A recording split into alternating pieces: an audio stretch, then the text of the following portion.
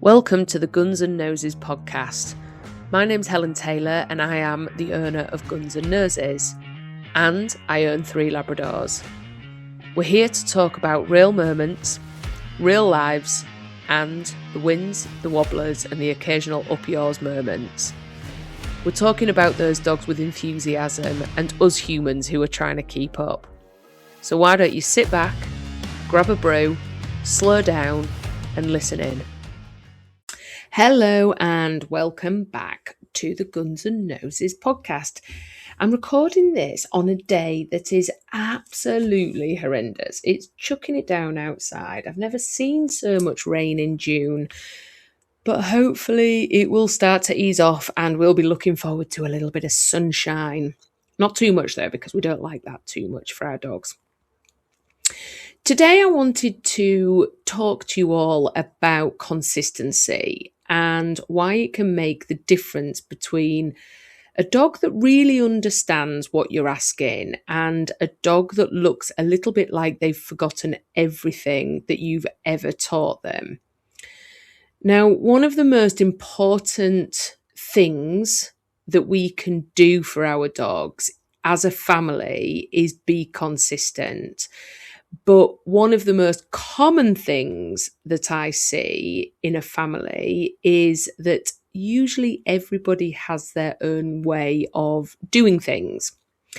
Now, it may be that one person's, if we're talking about recall, one person might say come, another might say here, another one might say come on then. And somebody's favourite is simply shouting the dog's name repeatedly. So it might be that you just go in, Fido, Fido, Fido, Fido, and the dog's not listening because they don't understand what it is that Fido actually means.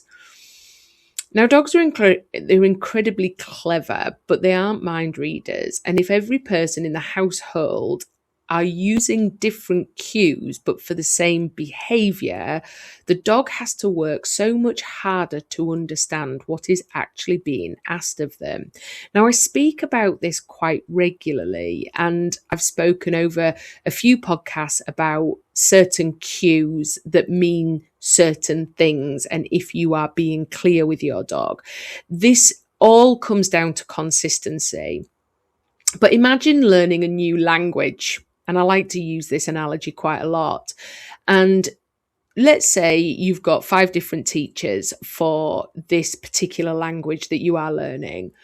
But every teacher used a different word, but for the same object. Now, you'd pick it up okay-ish, and maybe it would take a little bit of time, but you'd figure it out eventually.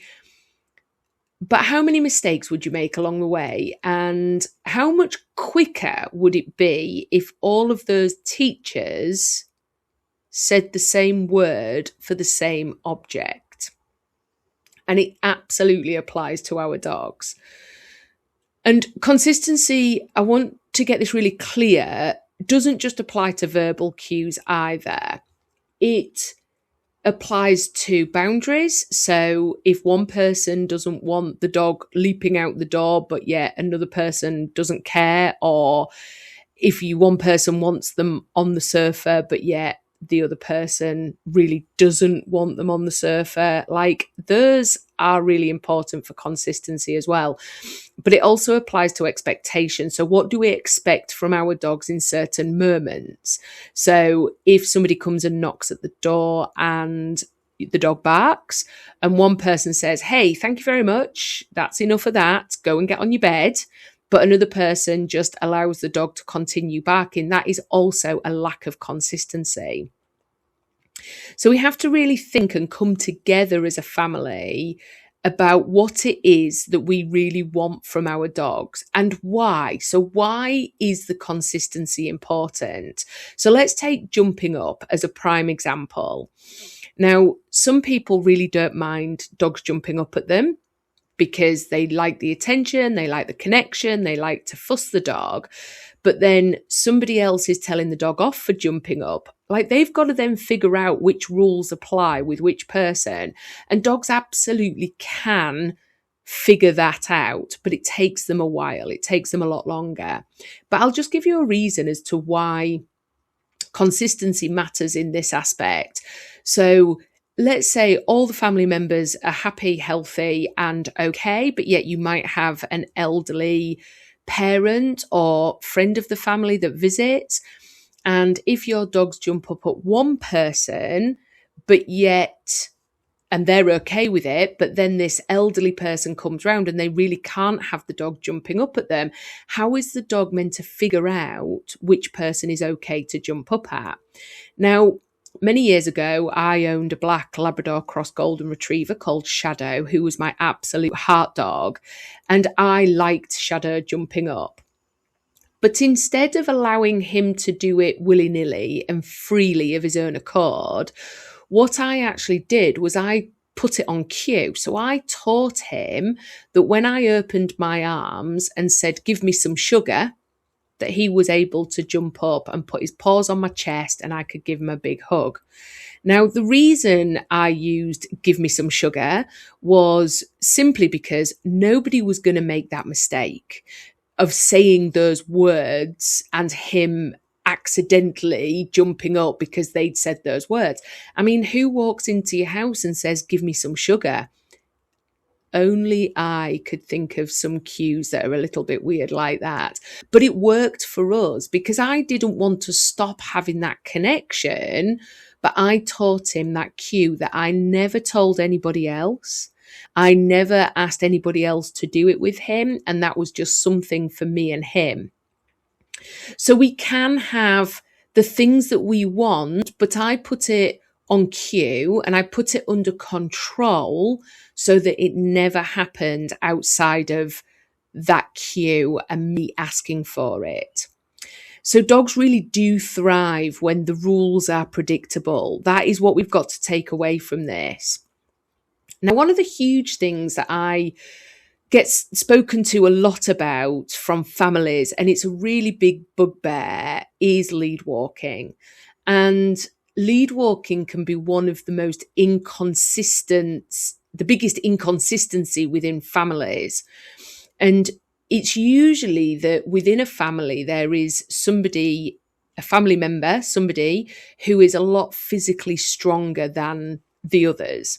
So usually it's the dad, because men are physically stronger than most women and the children.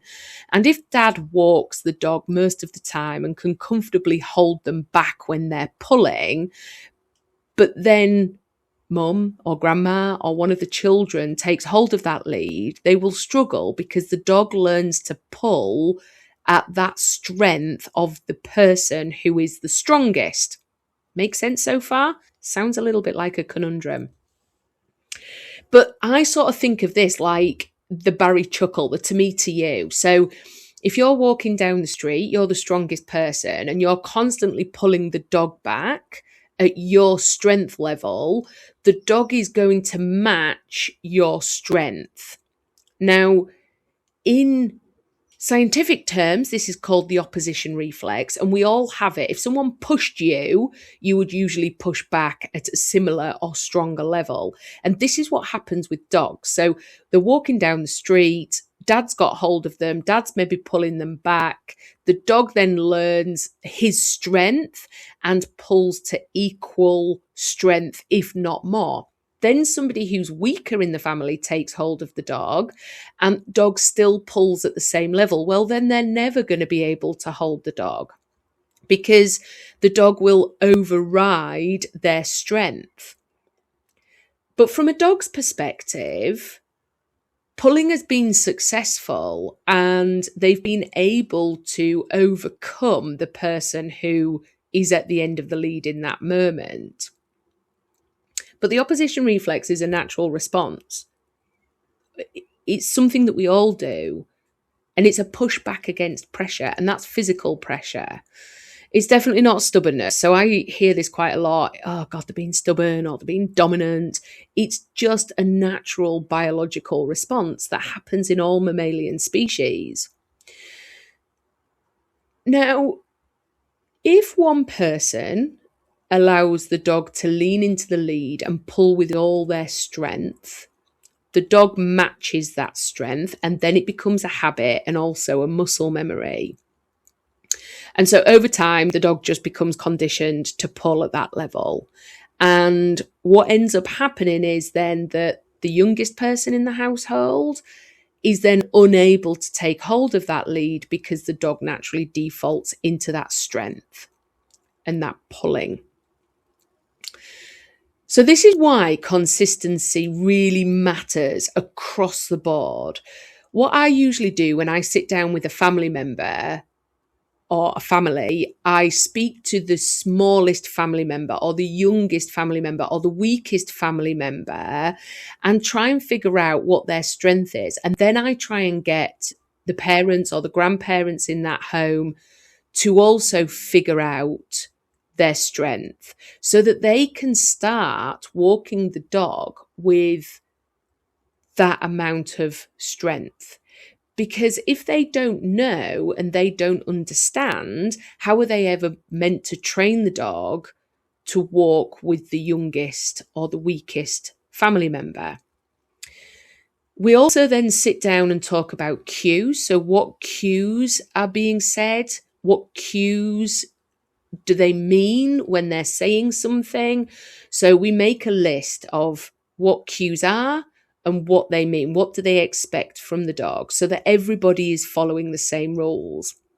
And everybody should, in as best way as they can, be handling the dog in the same way. Like, I know it's like, you know, we're not going to get it perfect because we're all very different. However, we can try and make other people in the family massively aware of what they are potentially doing without even realizing it. And the goal definitely isn't to get perfection.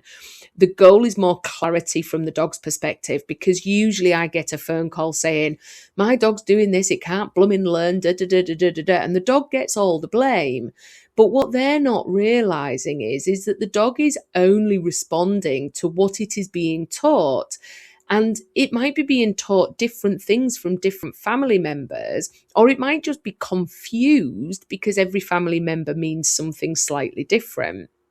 So when we start to come together as a family unit and we actually start to talk about what it is that we're doing with the dog, what it means, so what each cue means, then the dog starts to get a greater understanding a lot quicker. And then we start to get a bit more harmony in the household. Because sometimes for me, the biggest training challenge definitely isn't the dog, it's the people.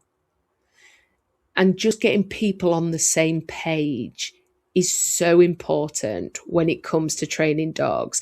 So this episode's about consistency, and the takeaway that I would like you to take from today's is, I want you to observe other family members. I want you to observe what's happening with the dog. Does the dog understand? Does it not understand? Are we being consistent? Are our expectations realistic? But also, can we do anything to improve and to change things? Just little small tweaks sometimes just make a huge difference. And when I go in to see clients, these are the types of things that I talk about. I get people to think about what's going on within the home. But until next time, keep training kindly and try to keep up. Thank you for spending this time with me. If today's episode helped you slow down, feel seen, or think a little differently about your dog, then it's done its job. Remember, progress isn't about perfection. It's about observation and reflection. You're not behind, you're not failing, and you're definitely not alone. Until next time, keep training kindly and try to keep up.